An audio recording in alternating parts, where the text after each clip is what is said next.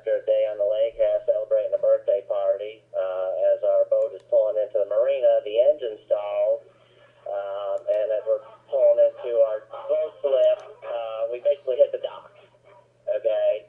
Mm-hmm. So no big deal. We start the engine up. We get the boat back into the dock. And unfortunately, at the same time, the sheriff and wildlife people keep their boat at our marina, and they were pulling out at the same time. So the wildlife guy comes over. You think to see if anybody's okay or if he needs anything. No, he just comes over to hassle us. Basically, really doesn't care what happened or anything else. He just wants to know who the captain of the boat is. Mm-hmm. That's my boat. I'm the captain. I'm Captain Stubing here.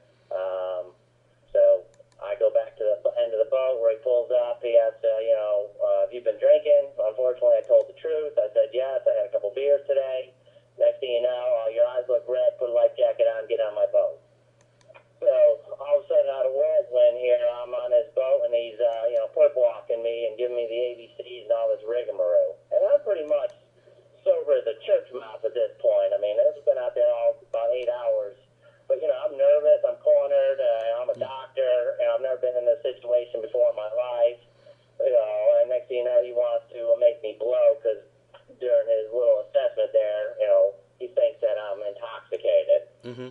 Well, at this point, I'm dazed and confused because I wasn't even driving the boat. I mean, here he is talking about DUI and all this. I'm like, I'm thinking, it's like, wait a minute, I wasn't even driving the boat. My brother was driving the boat, and you can't see who the driver is on my boat. I have a limo tent.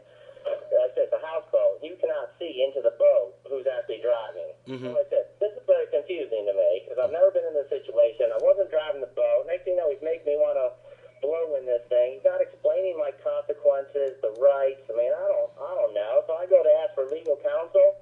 All of a sudden, he develops a serious attitude, tells me no, and tells me I got 10 seconds to blow into this tube.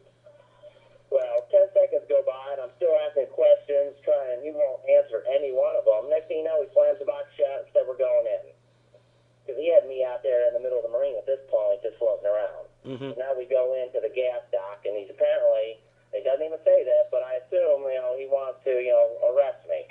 He never says you're under arrest or anything. So we pull into the gas dock. He ties up the back end of one side of his boat. Next thing you know, my friends, my family come down, videotaping, like, what's going on? And once again, he's arrogant and short with everybody. He's saying, he's under arrest for driving under the influence or whatever. I'm not even in cuffs at this point. He never even actually tells that to me. So my brother's saying, he didn't understand his rights. What's going on? Just let him blow now. And he asked like 5 or 6 times, and he's like, nope, nope, nope, nope. It's like, why not? Because I said so. Mm-hmm. And even if he blows it too, he's under arrest. And I'm like, let me blow now. This thing will be all over with. Well, he still wouldn't let me blow. He's like a pit bull clamped down. He wasn't going to let go. Next thing you know, he's arresting my brother for videotaping and asking questions. You're obstructing me. The boat comes in at the same time, so there's 2 fat sheriffs standing on the dock. And they're like trying to get past my wife as my brother's now in handcuffs for videotaping. And my wife apparently doesn't get away fast enough. They're like, she's under arrest too. So they grab her from behind. She flicks her arm away, which, hey, A, she didn't know who was coming behind her, and B, you have a legal right, apparently, to resist arrest if you're being arrested for nothing. Mm-hmm. Next thing you know, 2 sheriffs flipped a 110-pound, 55-year-old lady onto the dock, and they got both of her hands kind of cranked behind her back. And, I mean, she's on her hands and knees on the dock face down. Okay, and they still can't cover. So hold on. Let me just back up so I have the story correct up to this point. So you were operating, or actually you were on a boat that your brother was operating, but you owned the boat, correct? Correct. You guys are having a day on the lake, and at some point you come back to the dock. You guys hit the dock, and then you were actually you didn't try to flee or anything, did you? No, I pulled the dock in. We pulled the boat in and secured it. Okay. Like, okay, everything's okay. I got a little dent in my boat, no harm. Okay. Would you have paid for the dock to be repaired if it was necessary? Yes. And so you were not trying to get away with anything. You just simply wanted to park the boat and then get off and go on about your business. And you would have given the authorities the information they would have requested, correct? Correct. I read a slip at that marina. Okay. So now the police officers get involved and escalate this thing at a point where I'm trying to catch the part where the officer upped this thing to a DUI. He upped it to a DUI right after you told him you had a drink. Pretty much, and right after I, didn't refuse. I didn't actually refuse. I just didn't do the blow test. Mm-hmm. Next thing you know, he's under arrest. Okay, and he wouldn't give you another opportunity to blow, even though you said, yes, I will blow. Oh yeah, multiple times I said I want to blow, and he still would not give me that opportunity. Okay, now I want to get to the part about your wife and your brother who were witnesses who were arrested.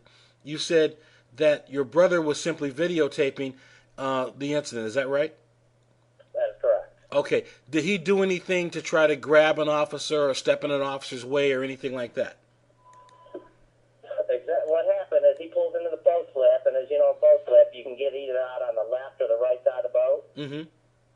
So he gets out. It's on video. It's beautiful. This officer, Osborne, gets out on the left side of the boat, walks all the way around to the right side of the boat, gets back into the boat, okay, starts just, being arrogant, gets back out on the left side of the boat, walks all the way around. I don't know what he's doing at this point. He's in, he's out, he's in, he's out, and they're asking questions. Can he blow?